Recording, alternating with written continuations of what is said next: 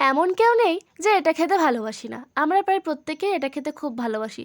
তবে এটা আমরা ঘরে খুব কম বানাই, বাজার থেকে কিনে বেশি খাই। যাই হোক, বাই দ্য ওয়ে, আমি তনুশ্রী চলে এসেছি নতুন একটা ভিডিও নিয়ে। আমার ভিডিও হলো আজকের তড়কা রান্না। তো চলো আমি কেমনভাবে তড়কা রান্না করি সেটাই তোমাদের সঙ্গে একটু শেয়ার করে নেব। তো প্রথমেই আমি তড়কা কড়াইটাকে 1 ঘন্টা ভিজিয়ে রেখেছিলাম। কেন ভিজিয়ে রেখেছিলাম বলো তো? একটু গ্যাসটা সাশ্রয় করার জন্য। আমরা ভাই বাঙালি, আমরা তো এটুকুনি করতেই পারি। কোথায় কী করলে একটু সাশ্রয় হয় সেটা একটু দেখতে হয় আমাদেরকে। যাই হোক, তো চলো দেখে নেওয়া যাক।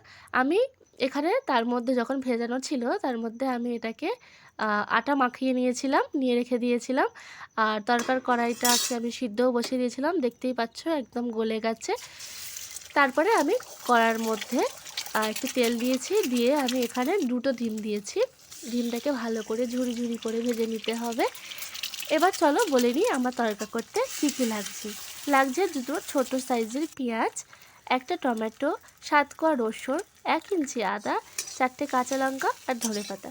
এগুলোকে সব কিন্তু কুচি কুচি করে কেটে নিতে হবে। আদা রসুন সবগুলোকেই কুচি কুচি করে কেটে নিতে হবে। চলো আমার ডিম ভাজা হয়ে গেছে। এবার আমি কড়াইতে একটু বেশি করে তেল দিয়েছি। আর এগুলো কিন্তু আমার বাপির ইনস্ট্রাকশানে বানানো, মানে আমার বাপি আমাকে যেভাবে বলে বলে দিয়েছে আমি সেইভাবেই করেছি। এর আগেও আমি করেছি অনেকবার, আর তবু এটা আমি শীতকালে এই প্রথম করলাম। এই শীত আমার প্রথম খাওয়া তড়কা। তো চলো, পেঁয়াজটা হালকা করে ভাজতে হবে। তারপরে আমি এর মধ্যে একে একে রসুন কুচি, আদা কুচি ভালো করে ভেজে নেব। পেঁয়াজটা প্রথমে বেশি ভাজা চলবে না, প্রথমে একদম হালকা করে ভেজে তার মধ্যে রসুন কুচি আর আদা কুচিটা দিতে হবে।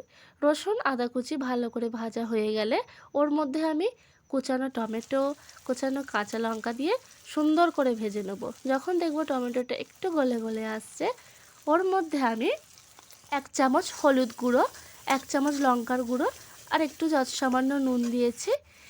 এরপর আমি একটু মশলাটা কষা হয়ে গেলে ওর মধ্যে আমি তরকার ওই সেদ্ধ করা কড়াইটা আর ডিম ঝুড়িটা দিয়ে দেব।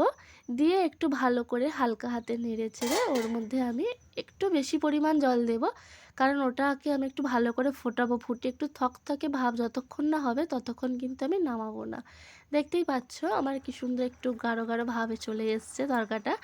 এরপর আমি এর মধ্যে দিয়ে দেব ধনেপাতা কুচি। তারপর আমি এর মধ্যে দেব একটু ঘি, কারণ ঘি না দিলে তরকার স্বাদটা ঠিক আসে না। এটা আমার বাপি আমাকে বলে দিয়েছে ভালো করে যে ঘি দিবি লাস্টে, খেতে কিন্তু খুব ভালো হবে। তো ঠিক আছে চলো একটু ঘি দিয়েই দেখা যাক। তো ঘি দিয়ে দিয়েছিলাম। আর এই আমি আমার থালিটা রেডি করে নিয়েছি। রুটি, তার সাথে 1 বাটি তরকা, আর তার সাথে ছিল একটা বড় সাইজের পেঁয়াজ। তো চলো ভিডিওটা কেমন লাগলো আমাকে জানিও। সবাই ভালো থেকো। আর ভিডিওটা যদি তোমাদের ভালো লাগে তাহলে সবাই একটু লাইক কমেন্ট শেয়ার করো, আর সবাই পাশে থেকো। আবার দেখা হবে পরবর্তী ভিডিওতে। তো সবাই ততক্ষণ ভালো থেকো, সুস্থ থেকো। টাটা সবাইকে।